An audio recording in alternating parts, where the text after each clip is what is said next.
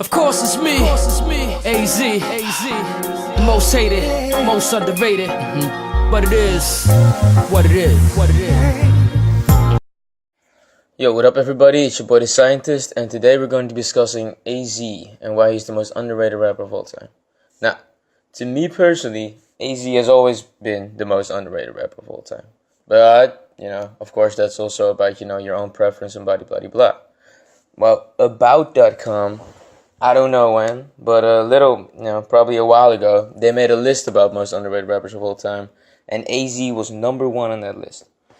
That sort of sparked a conversation on the internet. This is all a long time ago, but I wanted to get back on it and give you my 2 cents on why I think he's the most underrated rapper of all time. I'm not an authority. I don't have any clear rules on how I'm gonna fucking define it or what I'm gonna do. I'm just gonna give you my reasons, and I'm just gonna talk shit about it. And I'd like to hear what you guys have to think about it. I'm just a guy who likes hip hop, and I'm just gonna give my 2 cents on the whole thing. Now, let's start. Number 1. Being too hyped too early. Well, when Nas dropped Illmatic on April the 19th of 1994, one of the most memorable moments of that whole album was, of course, AZ's bars on Life's a Bitch, visualizing the realism of life. You guys know what I'm talking about. So, when that happened, everybody was looking for AZ in New York.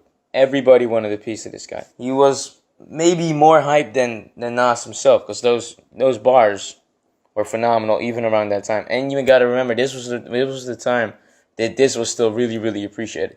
Those grimy, humble rappers / mafioso John Gotti type bars. This is what people were looking for. So all the labels jumped on AZ, and everybody wanted a piece of this guy. Eventually he signed to EMY, and that wasn't specifically a really hip hop related label. The only other hip hop artists actually on that time on that label were Gang Starr. So pretty big rappers, but they were the only ones. So it was kind of like being signed to L.A. Reid. You got a great huge manager who knows how to get around the business and do all the things, but he's not specifically a hip hop oriented artist as much.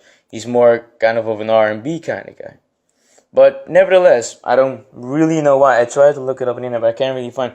AZ decided to sign to EMI, probably because of how huge it was, and he's the kind of guy who thinks, I'll get these guys with my fucking flow, my heart, and my fucking lyrics and all that shit.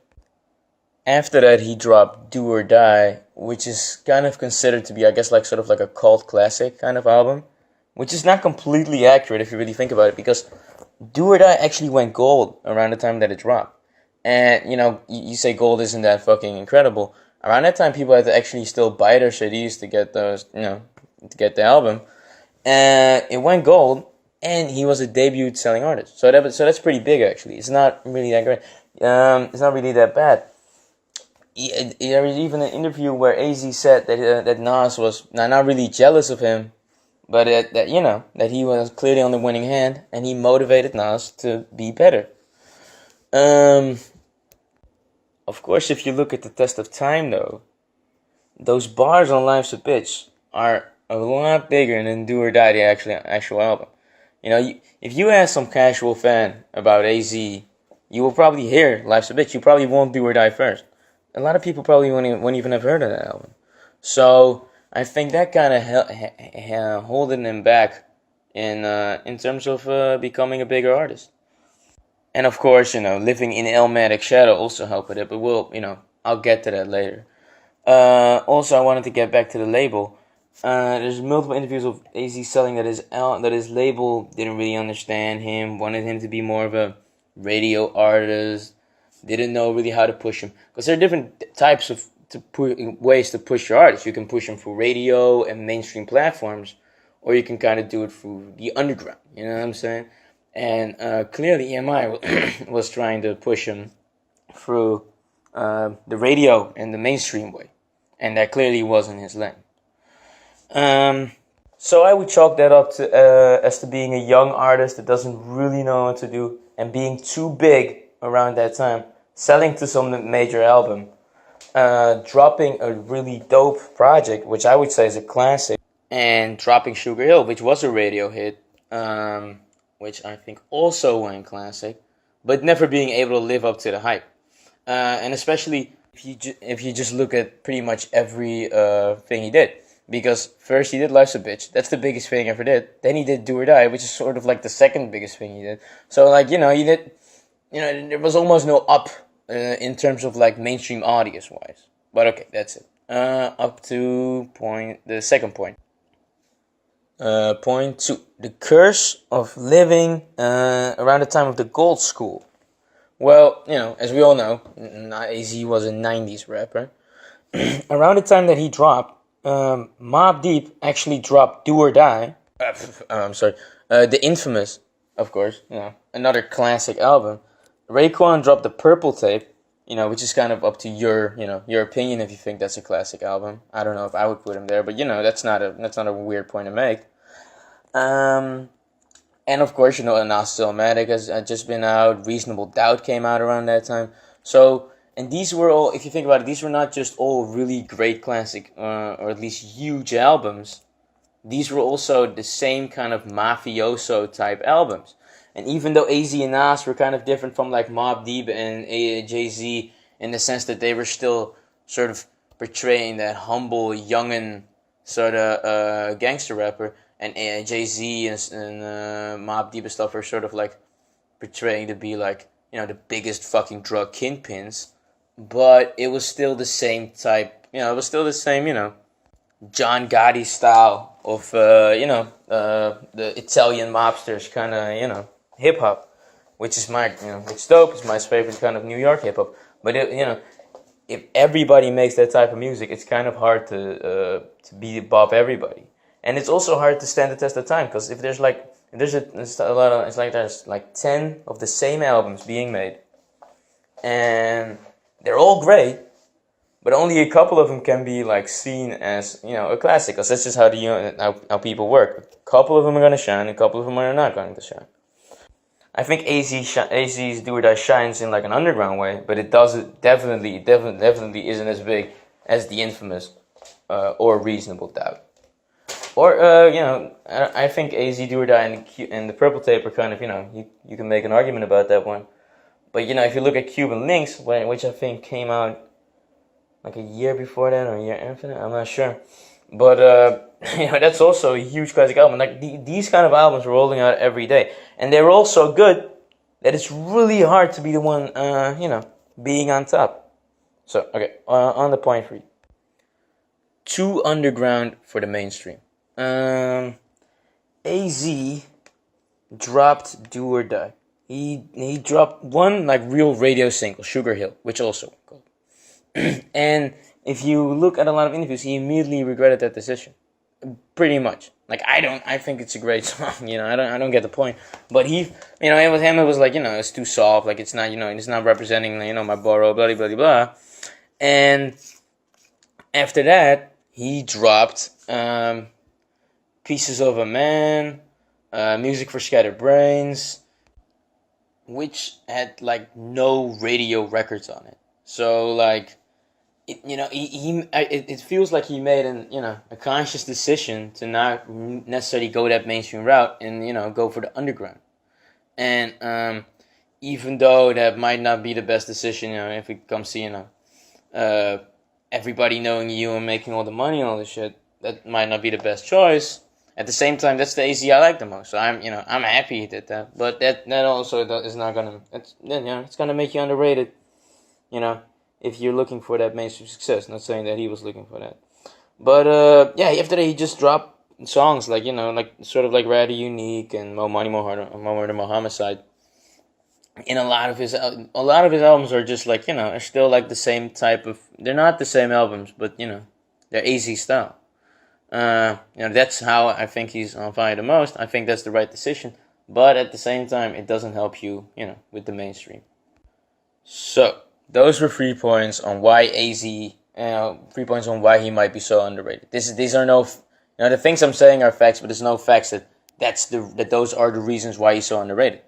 that's just me speculating, me thinking I understand what's going on a little bit. Now on to why I think Jay-Z is the most underrated rapper of all time, which is a pretty heavy statement. So well, I don't really have a lot to explain myself. Music is subjective, so I can't really mathematically tell you why AZ is so much better than the. But to me, there are three things that could put you in that category of GOAT material. And to me, that's flow, lyricism, and catalog. Flow is the in talent, lyricism is the hard work, and catalog is into loving this hip hop shit. AZ has all three factors, so I think he's more than earned it to be on the list of the GOATs.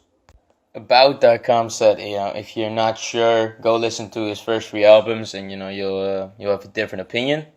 I think they're talking about Do or Die, Pieces of a Man, and Music for Scattered Brains. I would also like to put The Format on that list. That's definitely my second favorite album of AZ. But except for that, it's subjective. Like I said, I'm not a gatekeeper. I don't have all the answers. I'm not Sway. I'm just telling you what I feel, and I'm giving you some facts to back up why my opinion I feel matters or has some value. Also, I would like to say that AZ is probably one of the illest lyrically on the mic ever. I would say that he's probably lyrically maybe better than Nas. You know what I'm saying? Verbalized through the scriptures, I was biblically born. Like, this guy has bars for days. Well, if you know anything about AZ a little bit, you know that this guy can spit. I also like to say that the guy has been pretty well off, considering he is a guy, who sort of lives under Nas' shadow. I don't think that's a weird thing to say. Nas is, always GOAT category on the mainstream or wherever you look at. Like, even someone who really doesn't know anything about hip hop will tell you that Nas is one of the GOATs. And AZ, I think what he did was the best, because I think a lot of times when your man fucking pops off and you're just kind of sitting there and you want to be a rapper also, that you kind of that you sort of become a kamikaze pilot by just fucking it up, but because of jealousy, and it's hard to fucking come off your fucking homeboy shadow. And I think what AZ did was just like, I'm just focus on the music, make fucking albums, so as much as I can, do what I love, do this music shit, and that's it. And that's really the best way to handle that situation. And I don't know if AZ would have ever been the guy who could have popped off. Maybe not. It's a good chance he couldn't, because like I said, he's a very underground type rapper. But as hip hop fans, we should always give guys like this proper respect. So this is one of those. This is a video that's showing him proper respect. Now, to me, he's definitely the most underrated rapper of all time. Probably my top 10 favorite rappers of all time, easily. I think everybody, when you talk about catalog, a lot of people always talk about people like Snoop and Ghostface, and those are all really valid points. But I think AZ's easily on that list. AZ has so many albums. Like, for me preparing for this video, I was just going through some of the stuff he did, and a couple of interviews. This guy has like 20 albums easily. Yeah, easily more. Like, I haven't listened to all these. I'm gonna be honest with you. I'm gonna have to, start listening to some more of this shit. But, okay. But shout out to Nas, shout out to AZ, shout out to New York. You know what I'm saying? Shout out. So, you guys, please like, comment, and subscribe to my channel. This is a new channel. I'm trying to do as much videos as possible, at least every week. Probably more, I'm starting off with things like this, just random topics, and me just fucking, going off. Hip hop related, of course, old school, new school, doesn't matter, all kinds of stuff. I think actually a lot of it's gonna be things that it might be something from back in the 90s, but it's always gonna relate to from topics from things that are relevant. I got some southern topics. You know what I'm saying? But yeah, comment, like, subscribe. Thank you for watching, and peace. I'm out.